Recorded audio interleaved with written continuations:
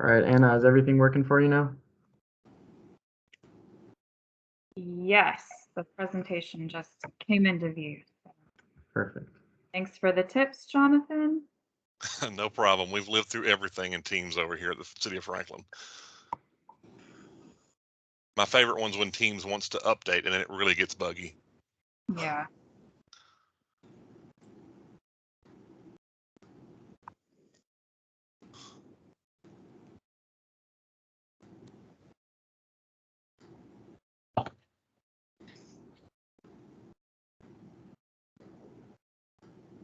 We're going to give it one more minute for a few more people to join, and then we'll get started.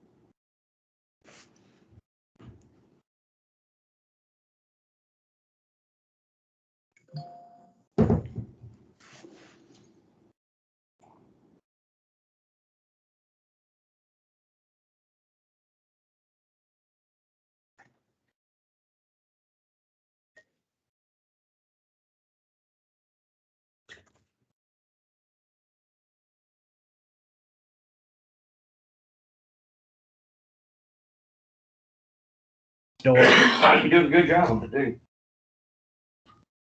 Uh-oh, got a crew here.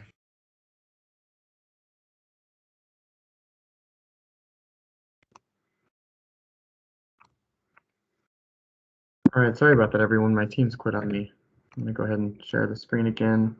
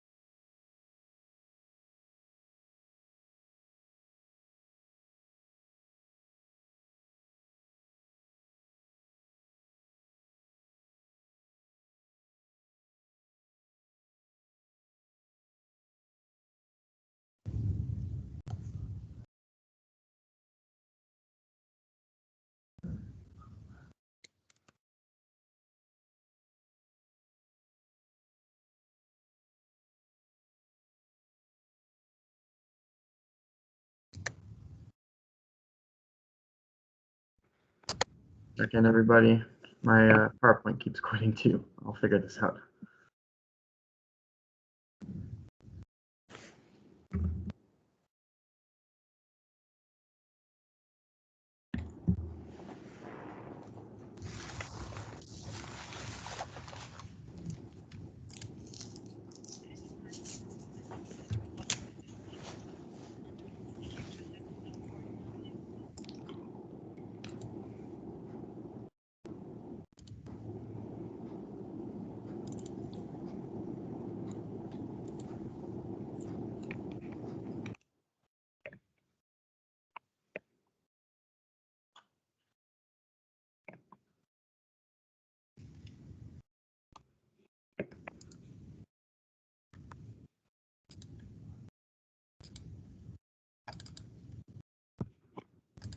All right, can everybody hear and see me? I'll go with that first. Okay, and can you see the slides that are on the screen? Yeah, we can see the slides. Okay, perfect. All right, well, I'm going to go ahead and get started. Good morning, everybody. My name is Daniel Caparella, an active transportation planner here at GNRC. Thank you to those of you who were able to join us today. We've got a good meeting coming up for everybody. I think just before I start, just a few ground rules. We're using Teams today, so if you could keep yourself muted, and I'll ask that if everybody could turn their cameras off except for the panelists, that would be great once we get to the panel. And then if you have any questions, you're welcome to put those in the chat box, and we will make sure that either me or the panelists answer those questions. So here is our agenda for today. I will note that unfortunately, due to some scheduling conflicts, we won't be having Fairpoint and NDOT staff here to take us through an engagement activity for the Walk and Bike Metro Nashville plan update. But look forward to our November meeting when we should have them joining us. So I'll take you through what we did in our previous meeting and some of the work we've done since, and then we'll get into the panel for today.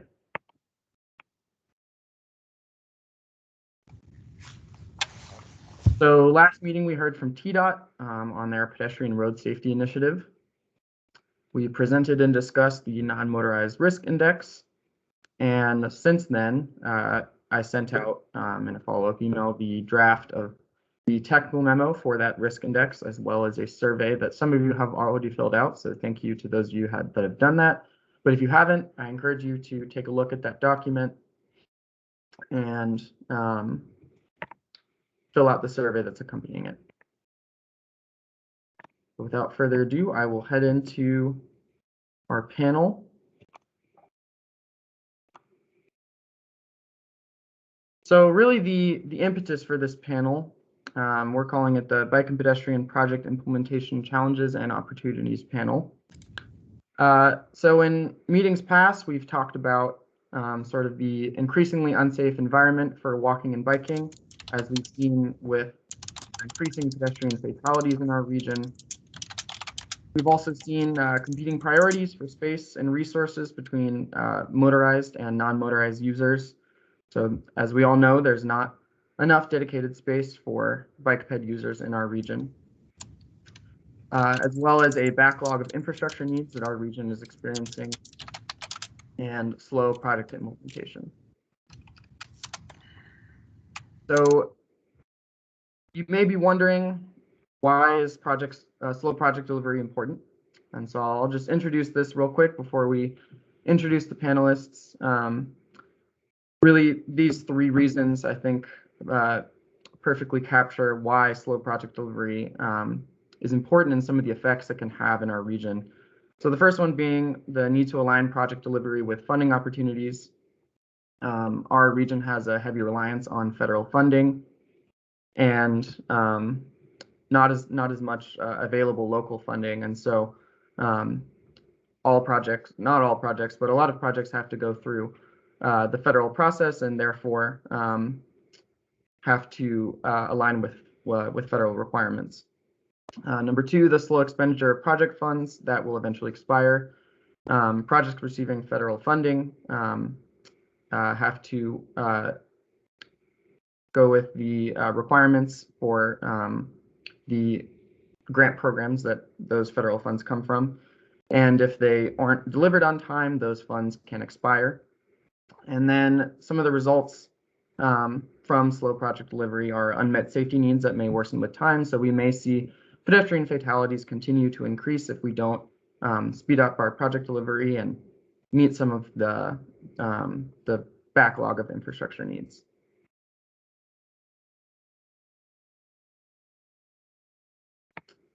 So these are our four panelists today. Sort of the purpose of the panel before I get into introducing all of them. Really today we're looking to provide you all with an overview of the project delivery process. We're looking to explore some of the common challenges encountered by proponents during the project development process. And these four experts you see on the screen will tell you some of the proven solutions that they've experienced throughout their work with projects, as well as some potential opportunities that they have in mind to address some of these challenges. So I'll start with Anna. Anna Emerson is a principal planner for the Greater Nashville Regional Council and is responsible for the MPO's Transportation Improvement Program, which you all might know as the TIP. She has been with GNRC in the MPO program for 7 years. She worked previously for Vanderbilt University, TDOT, Williamson County, and AECOM. She received both her Bachelor of Arts and her master's degree in planning from the University of Tennessee, Knoxville. She says she used to have a lot of interesting hobbies, but is busy these days being mom. So thank you for joining us, Anna. Jonathan Marston is the Assistant Director of Engineering for the City of Franklin and is responsible for leading the Capital Projects and Traffic Operations Center teams. He's been with the city almost 16 years, but prior to joining the city in 2005, he worked for PBS&J in the Transportation Division of their Nashville office. He obtained his Bachelor of Science in Civil Engineering from the University of Tennessee, Knoxville in 2002, and has been a licensed professional engineer in Tennessee since 2007. He has an interest in transportation, technology, and all things orange. He says, go Vols. Even the beloved state shrub, the orange traffic barrel.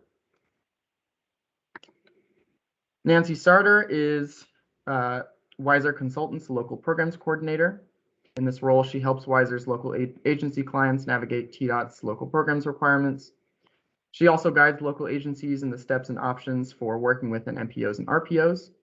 Nancy retired from TDOT as the manager of the local programs division after a 41-year career working with local governments to select projects, navigate TDOT, and find the best use for the various funding programs managed through that agency. And she is also an award-winning fiction writer. And last but not least, Kimrie Grant. Kimrie is originally from Memphis and moved to Nashville, where she received a Bachelor of Science in Psychology with a minor in philosophy from Tennessee State University. She went on to pursue a dual degree program at the University of Tennessee in Knoxville, where she received both the Doctor of Jurisprudence and Master of Public Administration degrees in 2010. Kimrie is currently the manager of the Local Programs Development Office at TDOT, where she has been working since 2012. As a transportation manager, she assists local agencies with administering state and federal aid transportation projects. She's also an active member and mentor in Sigma Gamma Rho sorority and has served as a mentor to high school students with Tennessee Achieves for the last 5 years. She also enjoys spending her free time with her son Kevin and her dog Bourbon. She also enjoys reading, traveling, and spending time with friends and family. So that rounds out our 4 panelists. I really want to thank all 4 of these experts for coming to speak with us today. I think you all will learn a lot from them. But before I go into some of the questions, I'm going to give a quick overview of the project development process before we go into the actual panel. So what you see here on the screen is sort of the general process that projects have to go through. So on the far left, you'll see in the dark blue planning. That really refers to the long-range planning process that happens before a project actually starts the development process. I know some of you were involved in our process with the RTP, so that can refer to some of the evaluation as well. To the right of that, in the light blue, is programming. That really refers to the development of the TIP, which Anna manages. And then to the right of that, in the orange, which is what we'll spend most of our time talking about today, is the project development process. So any project that receives federal funds has to go through this project development process, and that goes all the way from design to construction, and then to the reimbursement of expenditures. And then to the right of that is implementation and monitoring. So this is really after the project has been completed. So any operations and maintenance associated with the project, as well as any performance monitoring to see what the effects of the project are. And on the screen now, you'll see the typical project development timeline. Any of you who have been involved in projects may be thinking this is a bit ambitious, but for projects that receive federal funding, these are the typical phases that that they go through, and so it's these are really consecutive in relation to the TDOT local programs process and federal process. And so if any projects get stuck in any of these phases, it can delay them. And this is really what we're going to be diving into today. So without further ado, I'm going to go ahead and start the panel. I'm going to turn off my slides.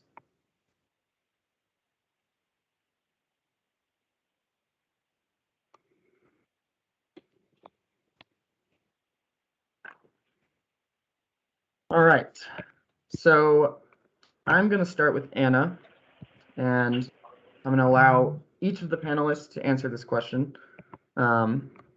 So the first question is, what are the most common issues and challenges that you have encountered with bike and pedestrian projects during the project development process?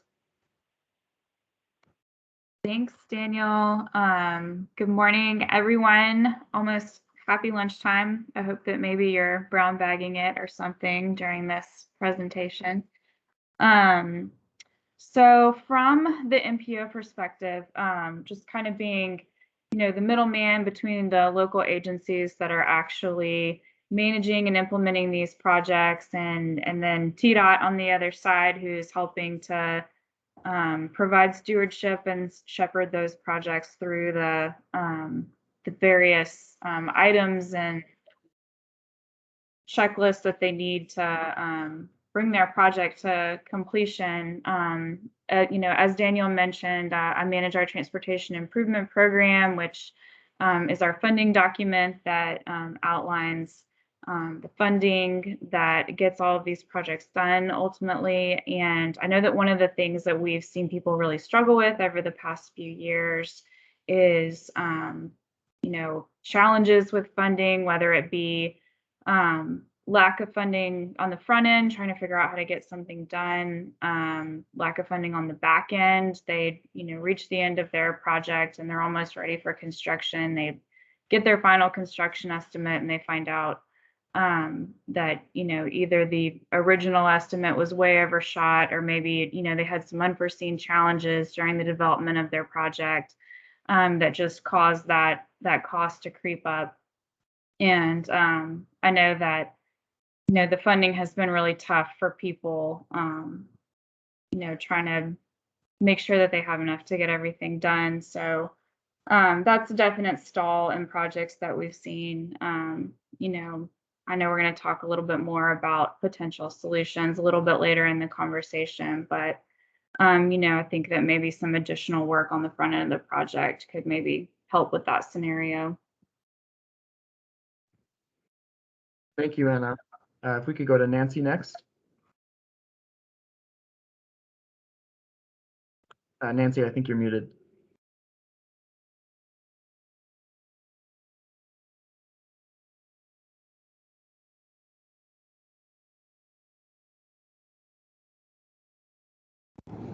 Okay, can you hear me now? Yes, we can. Okay.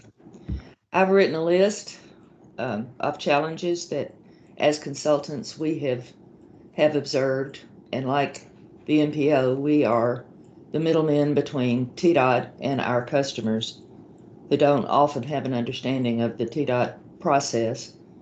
The first one, I believe, and the one that gives us the most trouble, is that plans reviews are taking somewhere between 3 and 5 weeks to get back from TDOT. In one case, we recently had a project we delivered in July that we received back last week. Those are significant delays in our process because we have to wait for the comments to address those comments and to proceed on with the development process. I don't think anybody will disagree that NEPA takes a year, at least a year.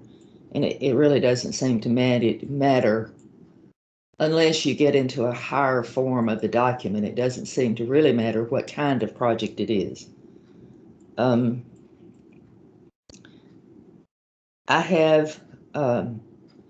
wonder if one of our issues is that we don't know if the plans have been received at TDOT. And I know some of the monitors do send us an email that says, yes, plans have received. And I think that would be a really helpful thing to do. And the other issue that we have, is that some of our clients have apparently been told they should not advertise for a consultant until they have a notice to proceed. The manual doesn't indicate that's true. It takes a long time to advertise for a consultant and then go through the responses and select. If it's possible for that to be done as early as possible, I believe it would help move the process along. And that's what I have. Thank you, Nancy. We'll move to Jonathan next. I'll mention a word you're gonna hear a lot today is communication, but I'll throw a little kink in the works here and hop outside of that, and I'll focus on things that I think from a local government standpoint that we sometimes do poorly from a communication standpoint. And that is sometimes we get busy with not only our bike ped projects, but every other project that we have to deal with from a local standpoint, whether that be water sewer projects, major transportation projects, anything we have to deal with that a local government has to deal with, or a county government or anybody else has to deal with, that sometimes we don't communicate well with all of our partners, whether that be the MPO, the state, our consultants. We forget that we have so many people and so many hands in these projects that poor communication can really affect how well these projects proceed. A lot of times we sit and we'll point fingers and say that these are not going well, we're not getting this back. And in some cases, many cases, however you want to say that, that may be true. But a lot of that, we're the ones wanting that done, and that is on us to make sure that we're assigning an appropriate project manager to that thing to follow up, make sure that we're contacting the people that have been assigned to that, the people we have hired to do those jobs, to make sure that we're following up and getting things done as quickly as we can. And if there's things that can be improved, that need to be improved, then we can have those discussions, and we do have those discussions, and there's many things that can be improved, I believe, in the process, and we do work on those things. One of the things communication wise, and I will kind of veer from that a little bit and say understanding, is where there's misunderstanding sometimes at the staff level, more often at the administrative level, more often at the political level, and even more often at the public level. When you announce a project, and especially a bike ped project, I will say a sidewalk or a multimodal trail, everybody's excited usually about it. We're going to put this connection in. They hear about it. We get this grant. We're going to put it in. And then 3 months later, they say, "Where's this thing at? You said you were getting a grant." Well, it's not that simple. So you start to explain the process, and you're never going to be able to explain that process to the average citizen. If you don't live it, you're never going to be able to fully explain that to everyone. And this is a consistent complaint we get even when we do our own projects where we don't have to follow a federal or state process. When we're doing it with our own crews, we get the comment, "Well, I'll come out there this weekend and we'll help you with some shovels and some sidewalk, and we'll pour some concrete together with some Quikrete bags." Well, even in our own cases, it's not that simple. So I think there's a lot of misunderstanding, and go back to the communication aspect, where the onus is on all of us to help educate all those different levels to what it takes to complete a project, especially when you are requesting or asking funding for those projects from additional levels, whether that be the state or whether that be the federal government, and the additional steps that may or may not be required to complete that project, to comply with the requirements to get that funding, and to accurately build that project, or to comply with those steps. So I think that's a big part of that. And you're going to hear communication to you're tired of it today, but I'll focus this initial one on the locals. So that's all I have for this particular one. Thank you, Jonathan. And he's right. We're gonna go back to communication being a main issue a lot. Kimrie. Hi, everyone. Excuse me. I'll start with communication. I think I agree definitely with Jonathan that that's a huge part. And just to kind of look at a different side of what he was talking about, with, even on the local level, with communities being excited about projects. And, like he said, you can't explain to them the process in a 10-minute conversation or an hour conversation. But also remembering that sometimes they don't exactly understand our use of terms. So we may say a multi-use path. I mean, prior to coming to TDOT, I probably had no idea what that actually meant. it just sounded great, but what does that actually mean for those cities? So a lot of delays happening right away, of course, and sometimes it's due to opposition. Maybe they supported the project, when they initially heard about it because it sounded great. We do want a greenway in our community. Oh, but wait a minute, you got to take part of my property. Hold on, that's a whole different conversation. And so, just making sure they kind of understand what that means, the difference between a sidewalk and a multi-use path, so that they actually understand what's coming to their community to kind of prevent some of that pushback, later. And hopefully they understand, when you come to them, trying to get property from them, they understand like where that was coming from and they knew in advance. Also communication, of course, on all levels, TDOT, consultant, and locals.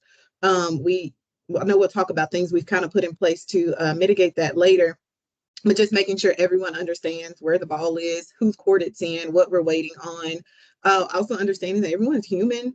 And so sometimes you got to follow up, and sometimes, you have to say, hey, this has been out there waiting. I haven't received anything back. That's us as well, following up with the consultants, following up the locals, like we want this project to get to construction. We're still waiting on these 3 outstanding things. So I think just communication, as Jonathan said, we're going to beat that into the ground today, but just making sure everyone knows where the project is, and making sure it's being communicated that the process that has to be followed, if you're having federal and state funds. And not to take up too much time on this one, but the other thing I would say is planning, just planning on the front end, looking at inflation for prices of the the cost of the project, expecting that you have an estimate today. However, this project will not go to construction for another 3-4 years likely. And so you have to plan for that inflation. And I think that's been a huge part, and that communication will help there. So as the locals learn that the estimate has changed, you can start doing things to prepare for that, whether it's seeking additional funding and things like that. So that definitely would help in the process as well. Thank you, Kimrie. I think those are all really great points. So we heard about communication being a huge issue among all stakeholders. We heard about some of the cost increases associated with projects. We heard about some of the planning that may or may not have been done on the front end to make sure that the project goes through the process in a timely manner. And then from Nancy, we heard a little bit about how the actual process itself can delay the projects. So I want to pivot a little bit and ask the next question, which is, are these challenges that you all just mentioned unique to state and federally funded projects, or do they apply to locally funded projects? And I'm going to go to our local representative, Jonathan, first. I would say that some of those are general among all projects. I would say to Kimrie's point, the planning aspect, to do any project successfully, you really need to plan appropriately on the front end. You don't want to rush into design and start designing stuff. Otherwise, you're going to end up just paying someone to design, redesign, redesign. You're going to go through just iterations and iterations of something, bring it to the public. They're not going to be happy with it. You really need to have a good understanding of what you're trying to accomplish, and what the citizens want, what your governing body wants, and what you're trying to accomplish. So you really have to have a solid understanding, and maybe do schematic designs, conceptual designs on the front end, something very simple to get a solid understanding of what your starting point, your ending points are going to be, and what you're trying to accomplish. Where I think when you get into the state and federal funding makes a big difference is there's so many buckets of funding that you have to make sure that you're applying the right type of funding for the project that you're doing. Certainly, you also have to keep in mind that whether it's a large project or a small project, they have different time limits associated with those buckets of funding, and those are subject to change. So you can't just assume because you used something 5 years ago that same pot of funding, it may still be called the same thing or something similar. It still has the same rules attached to it. You have to stay up to date on that.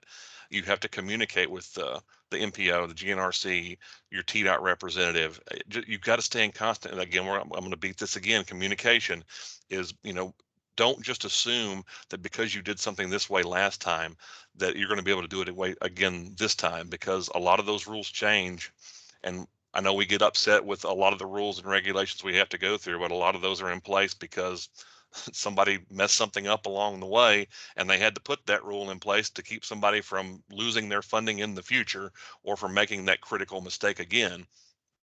So that's one of the things where we see there's a lot of what we would call bureaucratic red tape, but that's there to protect the funding or to protect whatever was harmed in some way, in some shape or form in the past, whether that be environmental, whether that be some sort of cultural resource, anything that was harmed along the way or misused. They're trying to protect that and not to make it happen again. They're not simply trying to put that in the way to hurt us. So I think that's one of the biggest things that's different. And part of the thing I would say is if you want to do something quickly and that's your main goal, is if you can do it locally, it's great. We all love receiving additional funds. That the whole nation's helping us pay for our local project. That's great. Our local taxpayers love that. Everybody loves to say that. But if you can do it locally and can afford to do it locally and you want to do it fast, you probably should do it with your own local funds. There's a lot of steps you can skip if you're willing to do it locally. Once you get more parties involved with it, there's a lot more players at the table and a lot more steps that you have to follow. I think that's a really great point, Jonathan. I'm going to go to Anna next. Yeah, thanks. I have to give kudos to Jonathan because he did a good job stealing a lot of my thunder on my planned answer. But of course, he's seen it all working for Franklin. But yeah, I was just going to comment too on, the fact that things get complicated as soon as you start to use that state and federal funding, because you have to, take your project through this local programs process at TDOT and check all the boxes and make sure you're doing things correctly. We understand that for a lot of agencies in our region, though, that's their only choice. It's really tough for a lot of agencies to fund things locally and be able to, simplify things and skip some of those steps. A lot of these agencies really rely on the state and federal funding opportunities that are out there, whether it be through some of the TDOT programs like Transportation Alternatives Program or the Multimodal Access Grant, or whether it be accessing some federal money through, maybe an organization like the one I work for, GNRC, maybe through our regular calls for projects or through our active transportation program or something like that. And it can be really tough to, like Jonathan said, assess which pot of money, is most appropriate to attempt to access. We definitely always try to recommend that you're not chasing grant funds before you have a project. You want to make sure that you have a project that you planned well for and that, you've done some preliminary steps on, and that once you're able to obtain some money that you're ready to get going, so that you don't maybe, run into some challenges after you've received funding. And, the next thing maybe you have to say, sorry, we're actually not able to accept this grant, or you get into some trouble where maybe you spent some of that grant funding and then you got to turn around and pay it back. Because you weren't able to proceed with your project as you expected, because maybe you weren't 100% ready on the front end. Thank you, Anna. I'm going to go to Kimrie next. Of course, I'm speaking from the state level, but I think one of the main things we see, we of course hear cities say all the time, I could have done this way cheaper, with local money. We could have paid for this and got it done faster. And honestly, there's times I'm like, you probably should have. Because there are strings attached with federal funding. Our TDOT processes mirror the federal process on a lot of different levels. As Anna said, we have these rules and regulations in place to prevent the misuse of funds and to prevent local agencies from having to pay that money back from just not knowing the process. And I think that's the biggest challenge, is having local agencies that just don't know the process, and sometimes consultants as well, that maybe they do, regular TDOT projects, or maybe they just, they've been working in the engineering world, but they haven't quite done local programs projects or haven't done TDOT projects. And a lot of them start with local programs, like let's start here. And so just not being familiar with that federal process, with the state regulations that we also have in place. And just not knowing what strings are attached. So where local funds, you could likely say, we were going to go from first to fifth. We don't have enough money, or, we don't have the time. We're just going to stop at third. You can't do that with federal money. You can't decide all of a sudden at the last minute, that we're just not going to finish and go to the end of the termini. And so understanding what that means we're going to have, like Anna said, we're going to have to pay back the funding potentially, or we're going to have to phase this out and start over and still have to do most of these documents again. We're going to have to go backwards and redo our design plans to decrease the scope. So what do those things mean? So I think that's a huge difference, of course, with federal and state funding, is just understanding the process. Right, I think that's a great point. And I know that most people on the call are pretty familiar with the Multimodal Access Grant and Transportation Alternatives Program. So I think this is really important information for everyone to learn. Nancy, I'll go to you next. There's just not a lot left to say, but back on when the rubber meets the road spot, most local governments don't choose to do environmental clearances. The plans reviews are done through the local government, which they're also done in the federal process, but it's one step instead of two. So we've saved time, no NEPA. We've saved time with no plans reviews except through the local agency. We have a lot of room to accommodate our client, obviously. It's what he wants. He gets what he envisioned. He seldom gets stopped except often by money. The prices are still not wonderful. They're better, but they're not wonderful. Otherwise, everyone has said what needs to be said. It's a simpler, easier process, and that's nice when you have one of those projects, but it also eliminates the possibility of using the federal or state money, particularly for tiny local agencies who genuinely don't have any other option. Yeah, Nancy, I like that last point you made. I think people are not usually aware of how hard it is for smaller local agencies to fund their projects, and how they might have to fund them either with state funds or federal funds, and then that slows down the process. So I want to ask a similar question, but really just all the challenges that you all have mentioned. I think it would be great for the group to learn, are these challenges unique to bike ped projects, or do they really apply across all project types? And I'll start with Kimrie. Kimrie, I think you're muted. I had to hear that at least once. Okay.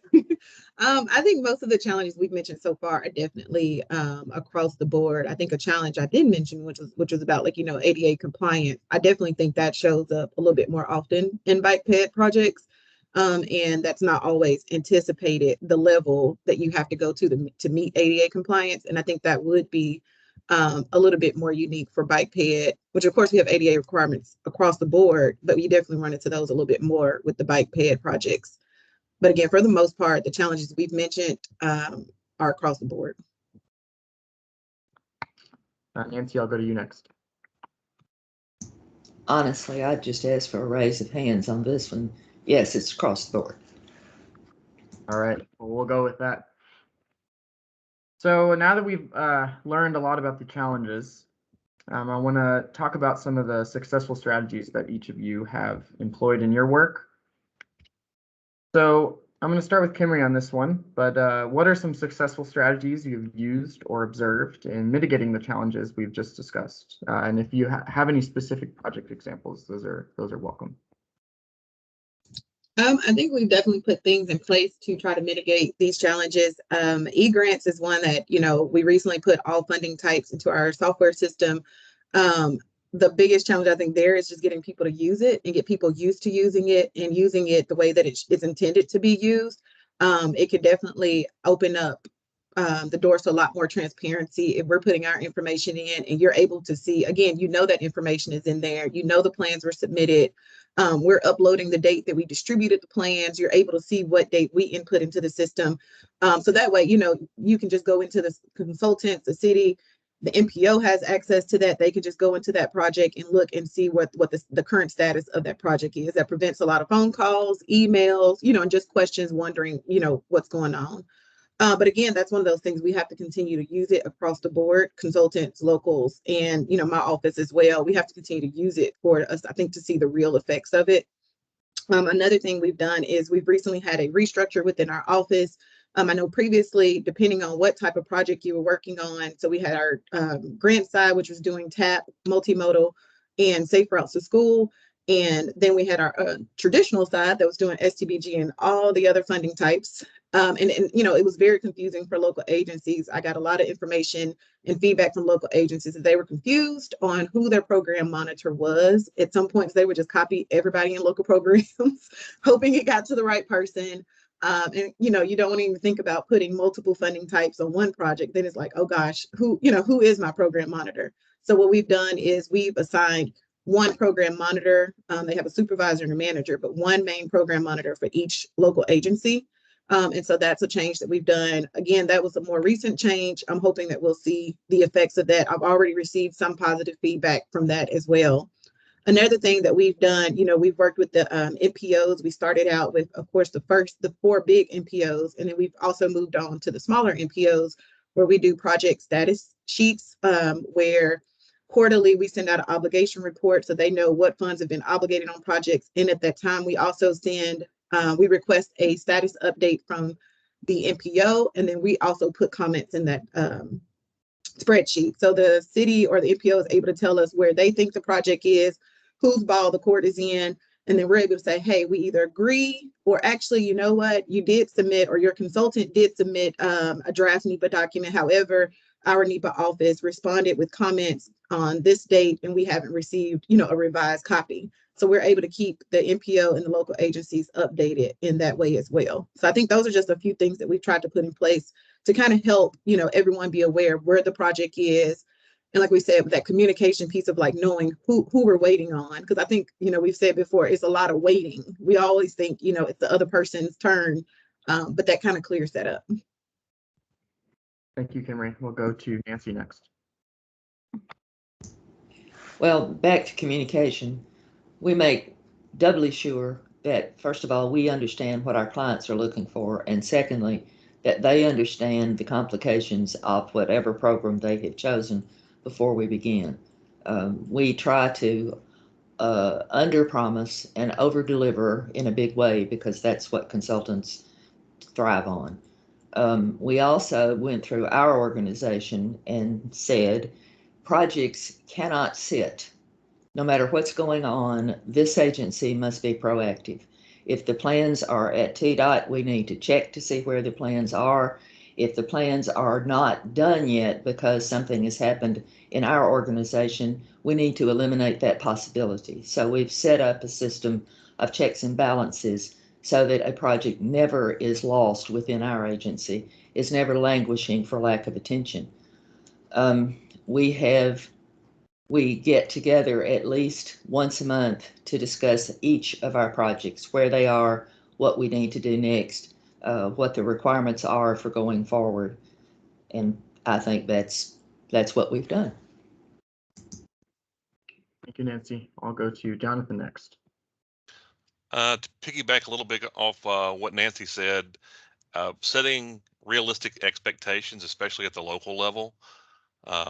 Some of the things that have been done in the past, we always try to set what we think are realistic expectations, but sometimes it's very difficult when a group of citizens will come into a board of mayor and alderman meeting or council meeting, whatever your government is at your local agency or your city county government, or your governing agency says, well, can't you do it quicker? Well, maybe if this happens and this happens and this over here happens, and maybe we can get it done here, we can squeeze this here, we can squeeze that there.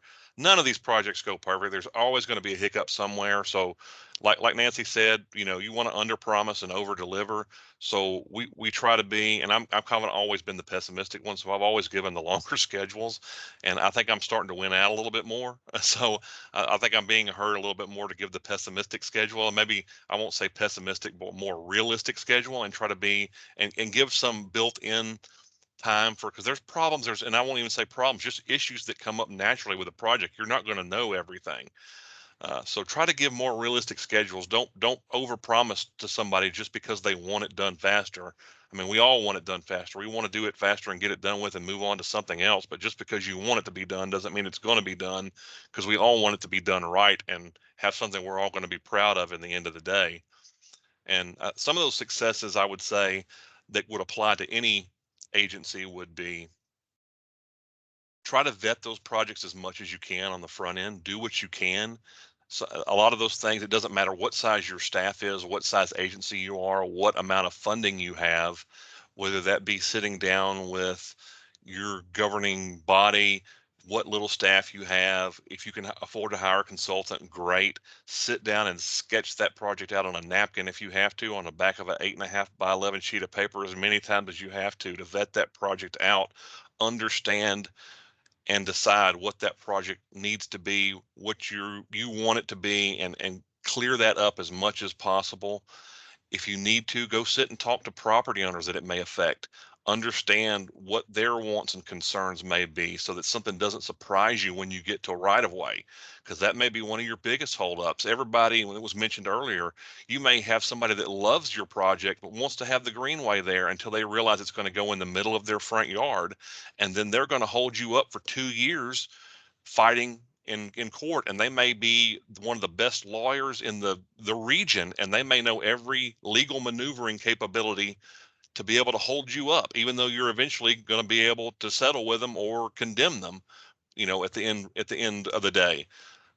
So I think those are some of the simple things that everybody can do, is try to vet that project out. And some of the successes we have had as a larger agency, and we've been very blessed and or lucky, however you want to say that. I'll say blessed, to be able to, on some of our larger projects and even some of our smaller projects, and this is very applicable to a bike ped project, which in many cases is not as expensive to design, is to, even before you have funding, you can proceed with a design on your own, at your own risk. I mean, everybody knows it's at your own risk before you have funding, before you've signed a contract. You can design that project and actually know the details of that project, and make sure everyone in your area, your constituents, are happy with it. Once you receive funding, you still have to go through the entire process, but you're going to know a lot about your project when you're done with design. Then you can start that NEPA process. You pretty much know your corridor at that point, because you've got a full design. Not only that, but you even know what level of funding to ask for when you apply for the grant. So when they ask you, what's your funding request based on, it's based on a design. So you're not guessing at your level of funding anymore. So there's a lot of options that we have out there to do, and a lot of that is based on what level of funding you have. So I understand that's not necessarily the case for a very small community that has limited funding, but for some of the larger agencies, or some of the medium-sized agencies, that is an opportunity out there that you can do some of those things. Thank you, Jonathan. I think that's turned into our second big theme, is make sure you plan your project well before it starts the review process. And I'll go to Anna. Thanks, Daniel. Being the last one to speak on this question, I'll just keep it kind of brief so that I don't repeat what others have already said, but I will just add in to use your MPO, your Metropolitan Planning Organization, which is the team that Daniel and I work on here at GNRC. Use this as a resource. We're looking at all different types of projects and all different types of jurisdictions all across our region all the time. Looking at everything from the planning aspect to the funding aspect to, how things are progressing, as the projects move along to construction. If you have questions, come to us. If you, need some scoping type advice, you can come to us. Any advice related to, what might be a good funding fit for a particular type of project. We're also trying to keep our finger, as best we can in a very rapidly changing environment, keep our finger on the pulse of, the estimating, part of all of this, and how these costs are looking. We've even been trying to, maybe work toward developing like a cost per mile type of, database of information we can look at, to try to, as best we can, wrap our head around, the way that all these rapidly changing scenarios are. So, whether you work for a local government and you're a member agency of our organization, or you're here on the BPAC and you're in an advocacy role and you want to bring a question or a topic to one of these meetings, please use us and please use this group as a resource. Thank you, Anna. I can't agree more. I think everyone really gave some good strategies. We heard about some of the restructuring within internal organizations, how that can really help with communication and making sure a project has agreement on all fronts. We heard from Anna about really communicating with your MPO and communicating with all stakeholders and making sure that that everybody is on board with the project and that the scope makes sense. And then we heard from Jonathan, setting real expectations for the project and making sure that we know that projects, especially if they're federally funded, can take a while. And that if a project is struggling, that we really drill down in the way that Nancy talked about, and find out why a project is stagnant, or which phase that's associated with. So I'm going to go to the next question, which is really talking about some of the opportunities that we maybe aren't doing that could speed up the implementation of bike fed projects, or allow us to fund them locally, or any of the above. So what additional opportunities might be available to modify existing rules, guidelines, streamline the review process, enhance communication across stakeholders? So I'm going to go to Nancy first on this one. I'm not too clear on why you would come to me instead of Kimrie, but from my understanding of the federal regulations, they are what they are. So I'll defer. Honestly, I don't have an answer for this question. As a consultant, I have no idea. As a former person who sat where Kimrie is sitting today, nobody told me I could ignore any or we could change any. They just pretty much said, this is what you have to do. So I'll defer to Kimrie, who has the current knowledge, to answer this question. Thanks, Nancy. Go for it, Kimrie. I don't know about that. What I will say, what we can kind of do, the things I think of are like the educational opportunities, as far as like trainings, things like that. We put on trainings to help, keep local agencies knowledgeable. Consultants are also invited to those trainings. We do those, we used to do them 4 times a year pre-pandemic. We did virtual trainings this year, which allowed for, more attendees. So we didn't do 4 this year. I think we did 3 though. And I've even said if I had an outpouring of requests, I would do another one probably before the end of this year. We've also offered to do I've offered to some people, after talking to them, to do a more personal training. So even yesterday, I got a call with Region 1, the Knoxville area, wanting, local programs and some other people from TDOT to maybe come and put on a training, to just talk to them and answer questions, do like a Q&A just with that NPO area and things like that, and maybe even come up and do one of the other NPO areas later. We're definitely willing to do that. Of course, I offer that same to the GNRC and to the Nashville NPO as well, that we're definitely able to, come to one of your meetings, do like just a big Q&A or whatever we need to do. There's a lot of, assuming the process is the same because, this is how it was, 4 years ago, or this is how we did this project. There are some cities that don't have many projects, or they have projects that have been around for a long, long time. So when you started the project, these were the rules. And 7 years down the road, these are not the rules anymore, or they've changed a little bit, and so we have to adjust to that. But definitely, I have plenty of ideas of other training opportunities that we want to post on our website and do things like that. However, time is not as easy to come by sometimes, but those are still things we're working on internally. I think another thing that I've realized that I have to do, and I've been trying to do, I know Nancy talked about the review process. That's not our review process. It is not supposed to take that long. So what I've been doing is trying to check in with my program monitors in my office.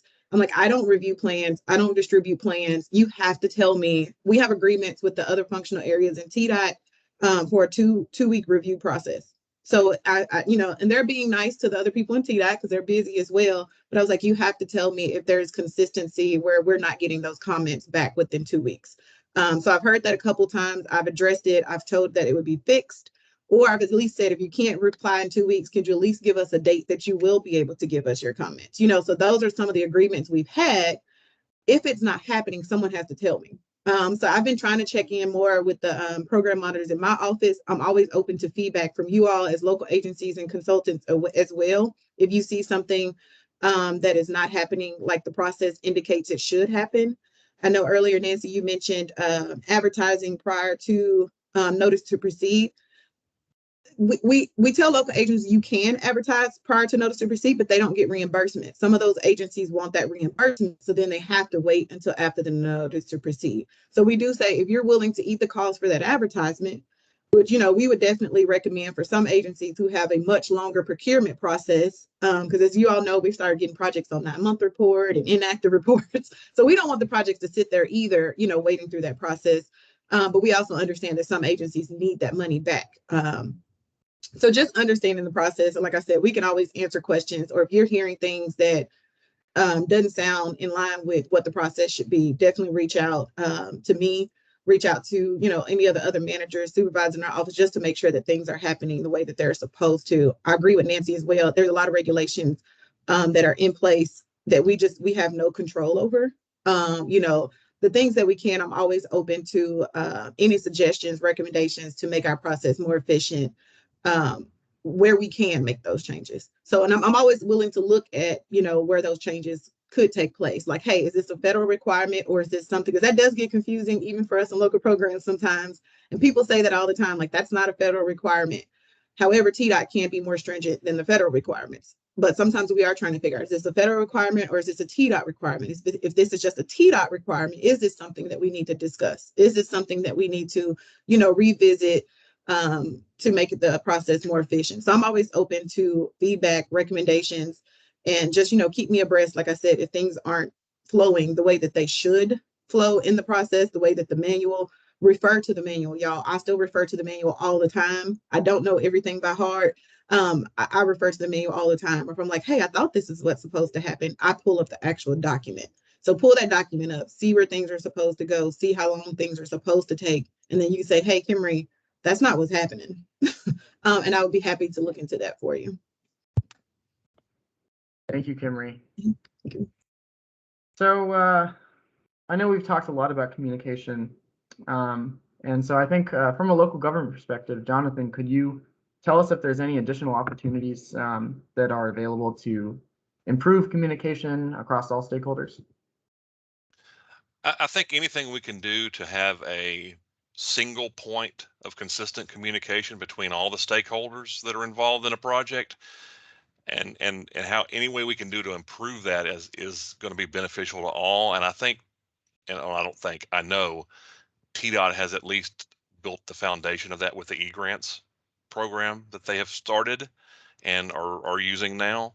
I have used that personally, and our local agency has used that to submit and successfully receive grants through TDOT. I have not personally used that to actually go through a project yet. I'm looking forward to doing that. I think as we work through that, I think there's an opportunity there to make that system very robust, where a lot of information can be kept there. I think the more information that can be kept there in as live and up to date as is humanly possible and as efficiently as possible. I mean, you don't want to sit there and have someone glued to a computer just having to update something to be update. I mean, that doesn't make a whole lot of sense. But the more information that can be there, so that it can reduce the number of emails being traded or phone calls being back and forth, where someone can just go in and we all know what's the next step, what's been done, how many steps are in this process, what's the general time frames we're looking at. Those kind of things, they're the general questions that everybody's going to ask on a project that we know we're going to be asked. I think anything we can do to improve those are going to be a benefit to all of us in the long term, and just help us all be more knowledgeable on the project. So I think those are great, but and that's obviously going to be something that develops over time. That's not something you snap your fingers and it happens overnight. And I think the big thing short term is, and we're gonna keep hammering this into the ground. I mean, I'm pretty sure it's covered up with turf already, and there's flowers growing on top of it. But it's communication. Don't be, and we've heard this several times. You've got to communicate to everybody, whether that be your consultants, whether that be GNRC, TDOT, amongst your own colleagues in your own agency. Make sure they're doing the right thing. I mean, we've had people who really shouldn't have been submitting grants on the city's behalf, and it was great they were doing it because they're going to be the ones maintaining it, but they really are not trained in how to develop a project. Submitted grant projects, and ultimately they submitted a good enough grant request to get the grant, but they sure didn't plan it well, and they really messed up the overall cost estimate. So we paid for that in the end, and TDOT worked great with us, and that was a lesson learned, and ultimately a success because local programs work with us, understood that we had some troubles on that, and actually helped us find more funding to get that project complete on time. So that was kind of a mixed bag and turned out well in the end, but it was a painful project. So don't be afraid to call and ask questions. Like Anna said earlier, she kind of stole some of my thunder, but since I stole some of hers, I guess that's fair. Don't be afraid to call if you're working through a project or even an idea in your head. Call one of your resources, call TDOT, call the GNRC and ask, I'm thinking about this project. Does this even fit with one of the grant programs that you guys offer? Is this something that's even in the realm of feasibility? That at least you can get it off your mind, or you can plan for that in the future. There's other opportunities besides grants if that's what you're thinking and your community really needs a project. Remember, TDOT's doing projects on state routes all the time, and a lot of communities, their major route is a state route. So you might be wanting sidewalk or a multi-use trail, and if there's a state project coming through your area in the near future, it might not necessarily be the time frame you're looking for, or it might be even sooner than you think. Perhaps you can work with TDOT and notify the right person, and they can include that with their project. And really, that may be no cost to you and no involvement from you except for just asking for what you want. So sometimes a solution may be as simple as you asking for it and just being involved in the process. We've seen some things like that as well. So like with the Improve Act projects, we have some old bridges in town that those were included from the state Senate level that we weren't really involved in asking for, and we needed them replaced, but they got included, and TDOT's doing those. They're on state routes, and we get to benefit from those, and we're being involved by including some aesthetic enhancements. But other than that, TDOT's managing those in-house. So there's a lot of potential there for improvements, or potentials there for future successes and things we can do better, and things that I think will help improve everything. I think it's an especially important point given how many of our safety issues, especially with bike ped, are on state routes. So absolutely, I really like that point. Nancy or Anna, do you have anything to add to any opportunities to improve communication? I think Jonathan's right about the e-grants, and I want to say to Kimrie, because when I first started using e-grants, it was most frustrating and certainly not intuitive. But this year, when I was entering some grant applications, it appeared to have been done better. Either that, or my poor brain finally picked up on what I'm supposed to be doing. So I want to thank you for making e-grants better. And that certainly is an amazing opportunity to give this agency, for whom I'm speaking, the kind of information we desperately need. We'll need to work through local agencies so that we are allowed to see what's in there, but that's not a big deal. We can manage that.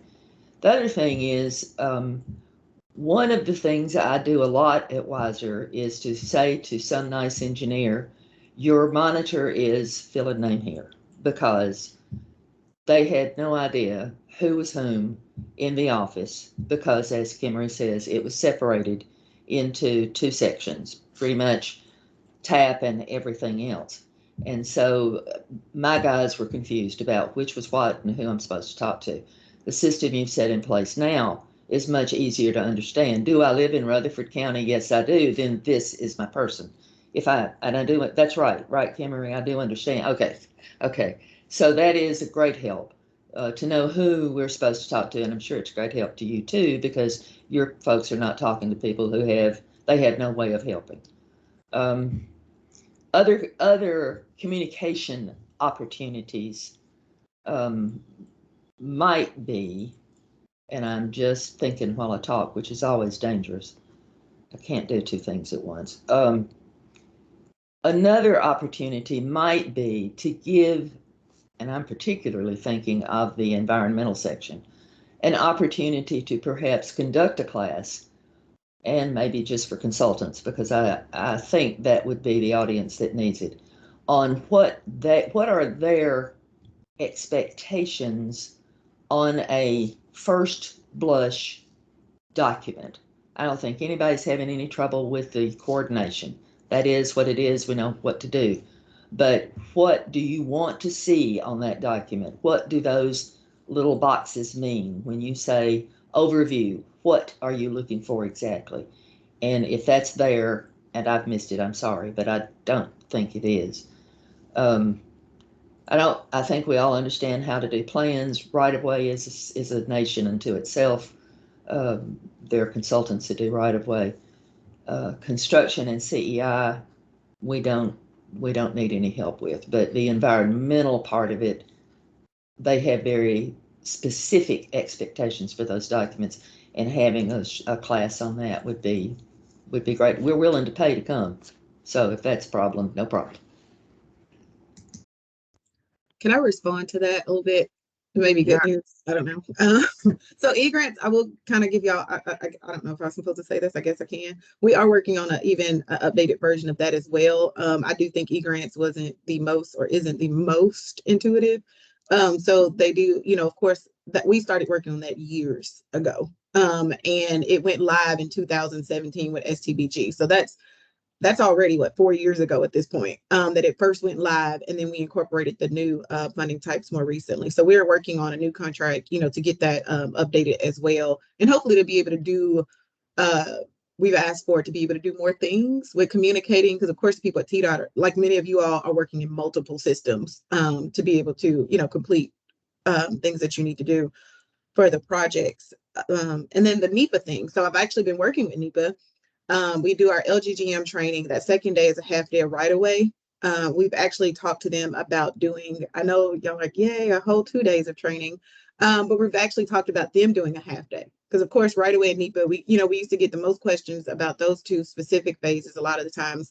But we have talked to them about doing a half day training for that NEPA piece. So that may be for coming in February when we do the next one. If we can put that together by then, we may include that in February. But we are definitely looking at doing that. And we're also looking at, I'm trying to start recording some of these trainings, and then just doing little bits and putting it on our website. So if you're just, we want you to read the whole manual. But if there's just like, hey, I need a refresher on how do I do invoices? I can go in there and click this little training piece, just to kind of watch this section, just to figure out how to do that part. And maybe we'll do that with NEPA and post that as well. Jonathan, I see you have your hand raised. Yes, sir. Just one quick thing. I just wanted to mention this because we keep kind of hearing a little bit of training now. One thing I will mention is when local programs does host training, and I've really appreciated some of the remote training y'all have had recently, and even in-person training. One of the things that we don't see a lot, and this is just training in general, this has nothing to do with local programs training, people just don't participate and ask questions. That's your opportunity when you've got 2 days in front of local programs and people have these questions, complaints, whatever. Ask your questions right then. I'll bring a recent example, and this is a very quick one, and we'll move on. But we had a question about utility notifications. That's a fairly new process for people, and we asked the question, do we have to notify utilities as a local government that we absolutely 100% know that are not in our jurisdiction? And when utilities was there giving their spiel within that training, they said no. I mean, if you know they're 100% not there, you don't have to notify them. And all that took was somebody asking the question. So I mean, some of those situations where we say we have to go through these long drawn out processes, it just takes someone being willing to ask the question and have the conversation. And I'll say this, I meant to say this earlier, be willing, I've said it, but be willing to talk to these folks. They're here to help you. They're nice people. Everyone I've dealt with really nice. They'll answer your questions. It's not big bad TDOT. They're there to be helpful. Local programs is there to help us navigate the process. So, and I'll be quiet now. Thank you, Jonathan. That was a good point. I think to end, we'll go back to Anna. Anna, I wondered if you could tell us about any opportunities that are available to, minimize some surprises prior to the review process actually beginning. I know that planning and scoping was one of our big themes today.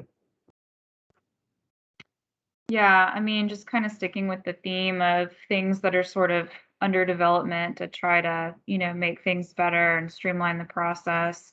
I know one of the things that we've kind of been working around and talking around at GNRC is a process to kind of help eliminate surprises and difficulties during that NEPA phase of project development. Like Kimrie was saying, I know that can be a challenge for everyone and can kind of be a sticking point sometimes in moving along through the development process. So the idea of this would be to identify projects during our long range planning process. So like when GNRC does our regional transportation plan every 5 years, really 4 years when we actually start developing it, would be to hone in on those projects that we think are likely to encounter some type of more difficult level of environmental planning and kind of pinpoint those for a front end analysis, where the goal would be to, then be able to have things pretty well complete and tied up to get through that NEPA process once you get to the point of implementing your project through TDOT. This, of course, would be work that would be done, before the federal project process is initiated. So it wouldn't be something that's reimbursable, but that would probably be a small price to pay for, some of these larger scale, more NEPA complicated projects, that could get stalled in that phase otherwise and, end up adding on to the cost at the end. Thank you, Anna. Well, thank you to all of our panelists for answering all those questions. I hope that that our participants today were able to learn something new about either the process or communication or anything related to bike ped projects. So really we heard about, I think I heard 3 main themes. One being communication being a challenge as well as an opportunity to improve on it across all stakeholders and in every phase of the process. We heard about planning and scoping, so having a project ready before the process begins, so that there aren't any surprises in NEPA or design or construction that may increase the cost of a project or may delay the project. And then I think the other thing we heard a lot was if you can fund your project locally, then that would really be a benefit to you. And I think we've talked about that a lot in the BPAC in past meetings of some of these more low-cost improvements that some local agencies have to fund federally, but if they can fund locally, will really make a huge difference, especially in terms of pedestrian safety. I think we've talked about some of the, we had the STEP workshop and talked about some of those low-cost improvements like pedestrian hybrid beacons and pedestrian refuge islands, and how, if those were funded locally, then they might be able to avoid the federal review process and not get stuck and actually prevent some pedestrian deaths from occurring. So I want to allow anyone who's participating today to ask any questions of any of the panelists while we've got them here. So feel free to unmute if anybody has a question, or you can put it in the chat.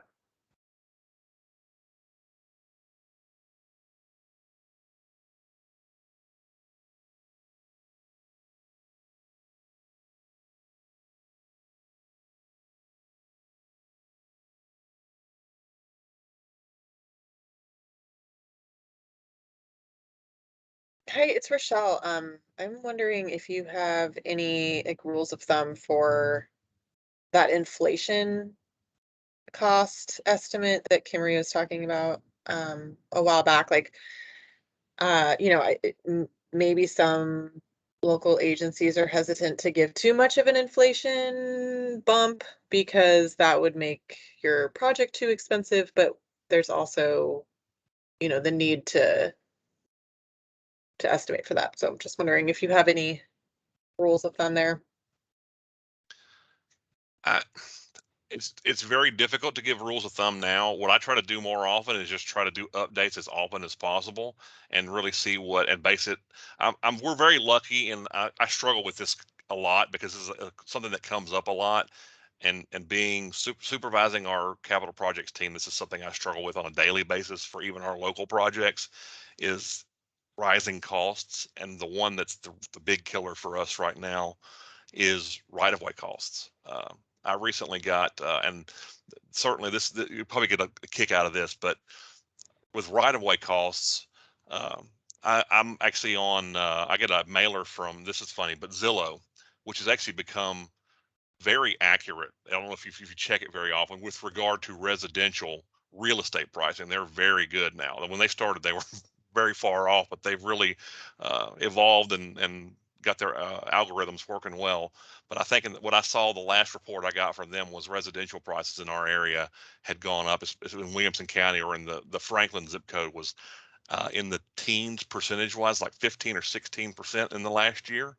So, I mean, you can imagine we've got places that we've seen raw land right-of-way costs. And unfortunately, with the way the process works, if you're a local government trying to buy right-of-way, it's great if you're a property owner, because the Uniform Act's really set up to protect the property owner, which is good if you're a property owner. And if you're a property owner, and most of us, either are or hope to be one day, you're a property owner. So that's good that it's set up that way. Even if there's something built on the property, it could have an apartment building built on it. But the way we have to appraise it is if there's nothing on it, it's appraised as raw land unless you're acquiring the whole property. We've seen appraisal values come back for raw land as high as $40 and $50 a square foot. So you can do that math come back, and it's crazy. So when you start applying 14, 15, 16% to that per year, those costs are insane, and that's just something I can't account for.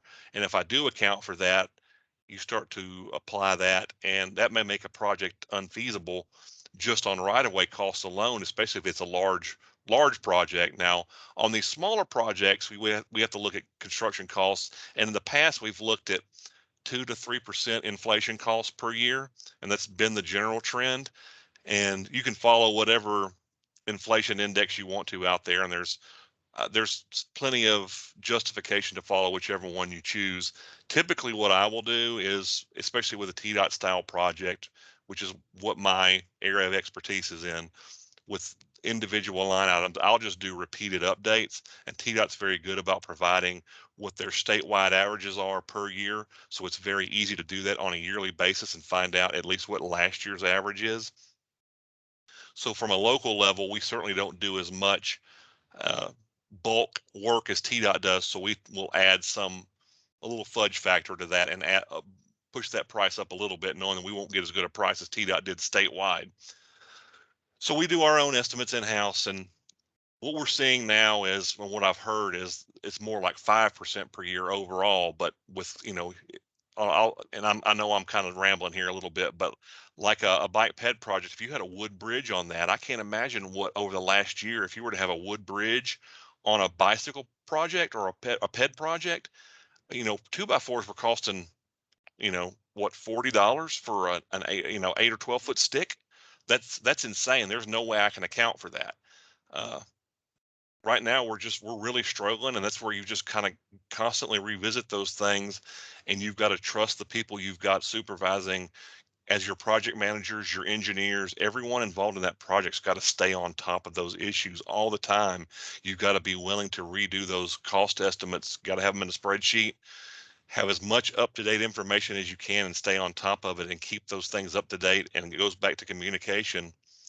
And if there's an issue and you see those costs are going to majorly affect you, which in most cases they are, you're going to have to let the MPO know, let TDOT know, hey, these are going to cause us a problem as quickly as possible. And from my experience, everyone's been willing in as much as possible to work with you to accommodate those rising costs, because we're all experiencing those. That's not something that's unique to anyone.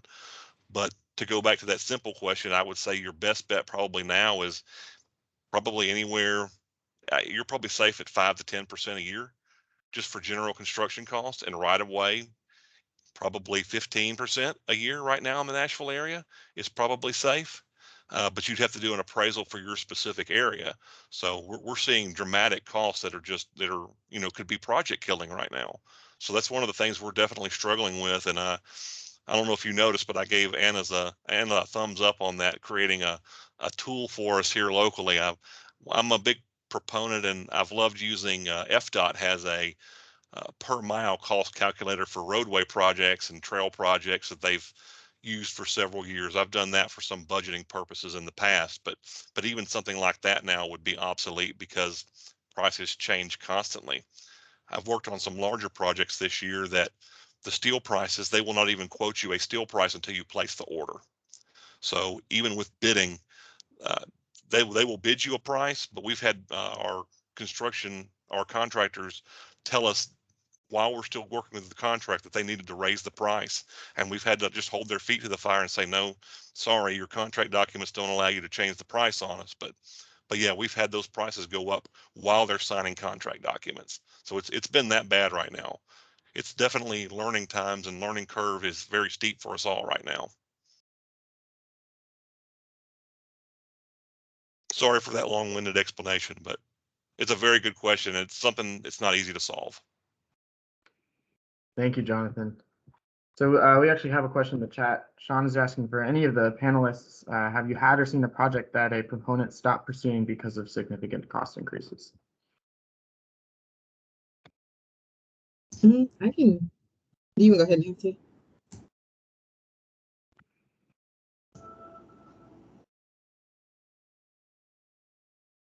What we have seen this quite recently, as a matter of fact, and I piggyback on some of what Jonathan had to say. We had a resurfacing project in a city that the bid came in $2 million higher than the estimate, and our firm uses the same process TDOT uses to estimate. So we were not worried, it was our estimate. And as it turned out, basically what we had was a guardrail project with a little mix in the middle here and there.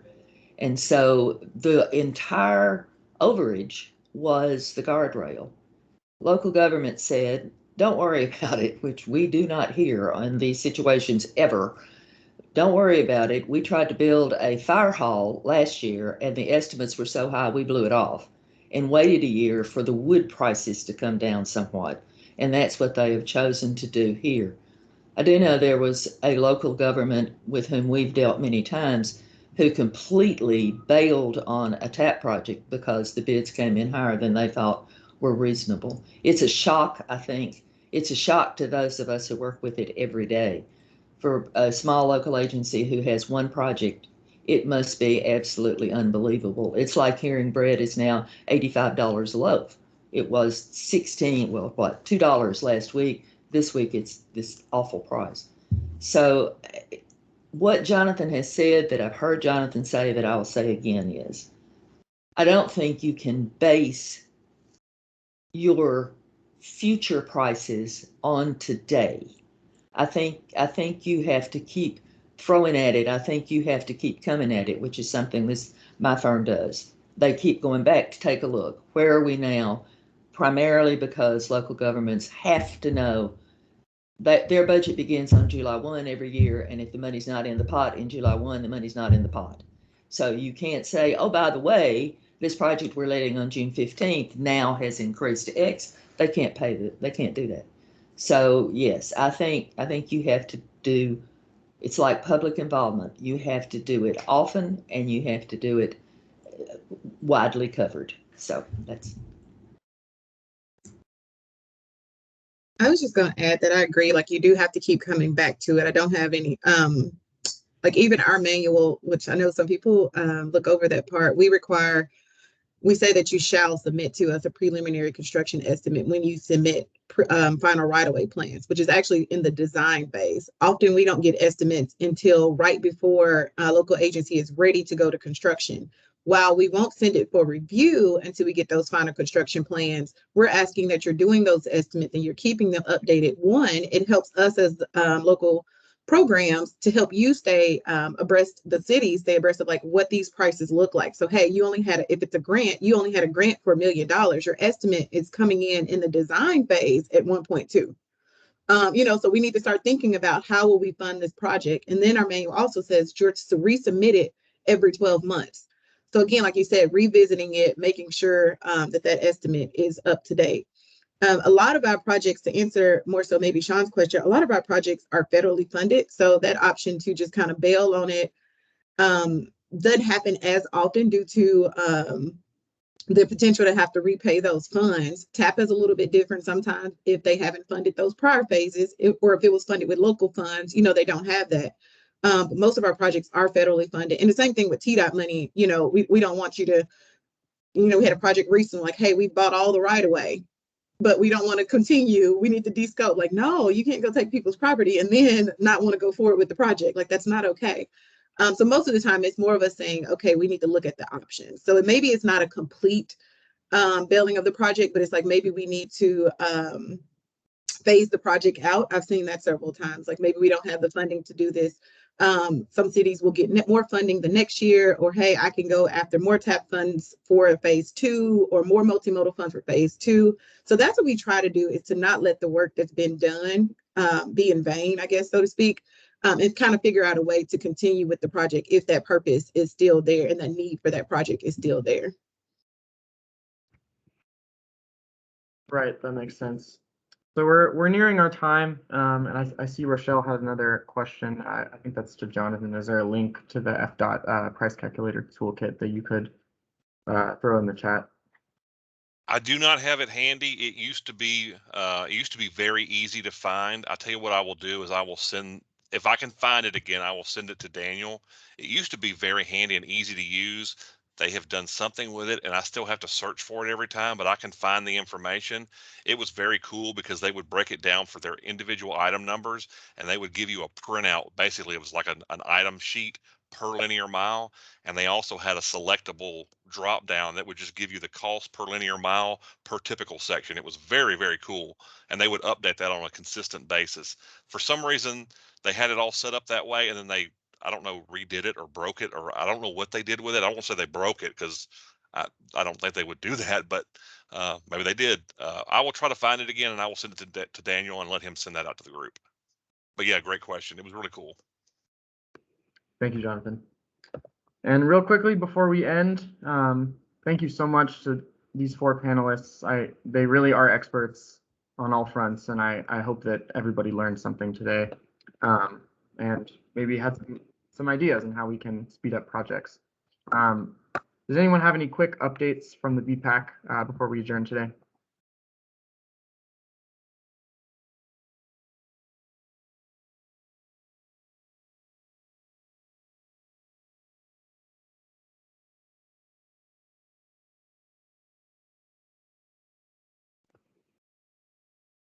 All right, well, we will be sending a follow-up email with the recording and notes from this panel, as well as some updates from GNRC's standpoint. So expect that within the next week, and thank you everyone for joining us today, and we will see you hopefully in November. Thank you. Thanks all.